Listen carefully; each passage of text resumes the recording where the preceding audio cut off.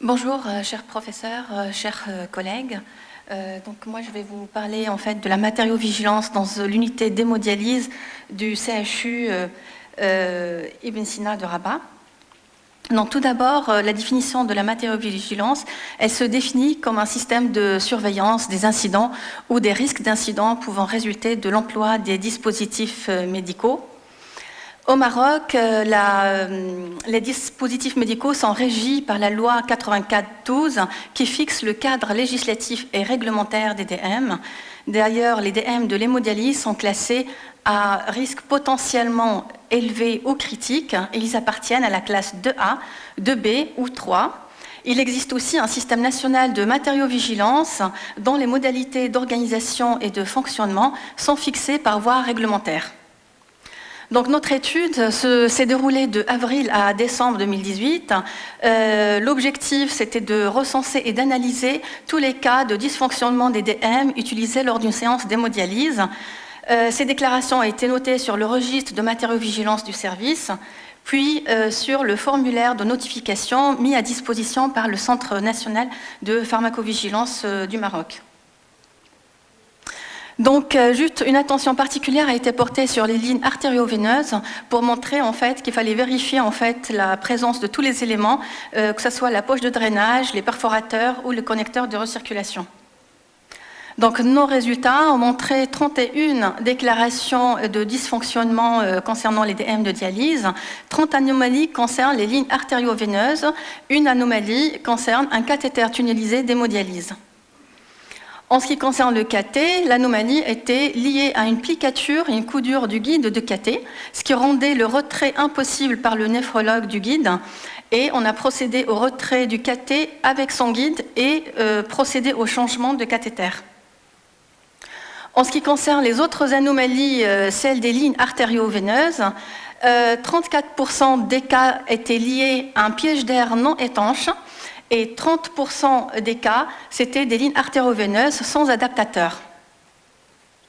Donc là, je vous ai mis en fait quelques photos en fait que nous avons prises dans le service pour illustrer en fait ce type d'anomalie. Donc la photo numéro 1, c'est un piège d'air non étanche. La photo numéro 2, on voit bien l'applicature de la tubulure avec fissure. La photo numéro 3, c'est carrément une absence de ligne de la tubulure, un petit fragment avec son clan qu'on voit bien dans la deuxième photo. Donc, en ce qui concerne les mesures correctives que nous avons prises, alors nous avons procédé pour 55% des cas à un changement de ligne artério-veineuse, pour 29% des cas à l'utilisation d'un perfuseur. Et les conséquences de ce type d'anomalie, c'est des risques d'altération d'asepsie pour 46% des cas, un risque de fuite pour 37% des cas, et nous avons quand même eu 7% de fuite de sang. Alors, ces deux incidents proprement dits qui sont graves de fuite de sang, l'anomalie était située au niveau du piège d'air qui était non étanche et nous n'avons pas pu détecter cette anomalie lors du rinçage avant le branchement du patient. Donc les conséquences cliniques, c'est la dégradation de l'état du patient avec un risque d'aggravation de son anémie, surtout chez les hémodialysés, un risque de choc hémorragique et puis aussi un risque des accidents d'exposition au sang pour le personnel médical et paramédical. Alors, tous les dysfonctionnements ont été liés à un défaut de fabrication.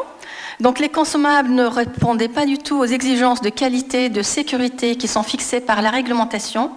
93% de ces incidents ont pu être évités, en partie grâce à la présence pharmaceutique dans le service, où le résident en pharmacie clinique a pu relancer les notifications de matériovigilance et sensibiliser l'équipe médicale et paramédicale aux notifications de tout type d'incidents.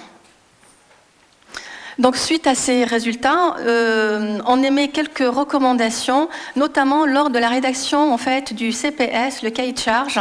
Il faut quand même une certaine vigilance, il faut qu'il soit bien détaillé et précis. Il faut aussi en fait, être vigilant lors des analyses techniques des lots et un contrôle qualité à tous les niveaux, que ce soit au niveau du fabricant, du fournisseur et des utilisateurs, que ce soit pharmacien, infirmier ou néphrologue.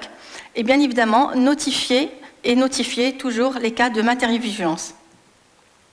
Donc, En conclusion, la matériovigilance est très importante, elle permet d'éviter des incidents, elle fait progresser la sécurité des patients et doit faire partie intégrante des activités de routine d'un centre de dialyse.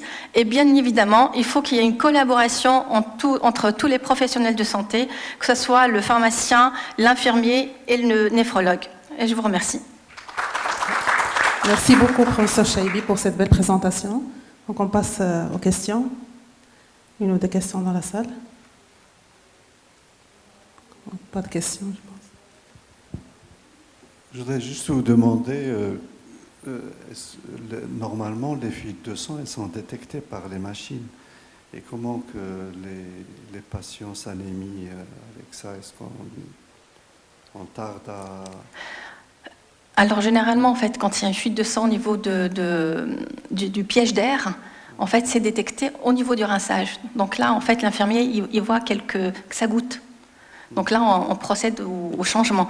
Les 2 cas qui ont été notifiés, en fait, c'est que l'anomalie n'a pas été perceptible au moment du rinçage. Donc au moment où on a branché le patient, et là, en fait, ils ont commencé à voir quelques petites gouttelettes, ils ont arrêté pour tout changer. Il n'y a pas eu d'alarme au niveau du générateur. Oui, parce que le détecteur de fuite de sang, c'est au niveau du dialyseur, c'est pas au niveau de la tubulure. Mais vous avez parlé de la présence du pharmacien dans le service, et c'est toujours... Oui, en fait, on va dire c'est nouveau à Rabat, c'est la présence d'un pharmacien, parce qu'on a mis en place la pharmacie clinique avec la réforme des études pharmaceutiques. Donc du coup, en fait, il y a un résident et un interne dans le service qui fait partie intégrante de l'équipe. Ah, c'est bien, vous avez de la chance. Merci. Merci beaucoup, on vous donne votre attestation.